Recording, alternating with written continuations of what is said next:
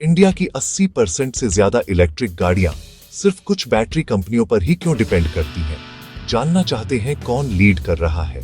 तो चलिए पता करते हैं। सबसे पहले एक्साइड इंडस्ट्रीज 29,000 करोड़ रुपए के बड़े मार्केट कैप के साथ एक्साइड एक नए लिथियम आयन यूनिट में 1,000 करोड़ रुपए इन्वेस्ट कर रहा है और FY25 के एंड तक एक 6 गीगावाट प्लांट भी शुरू कर रहा है।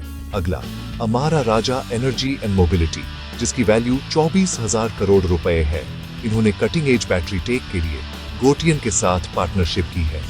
HBL पावर सिस्टम्स कमाल कर रहा है, जिसमें 36% क्वार्टरली और 51% सालाना रेवेन्यू ग्रोथ दिख रही है।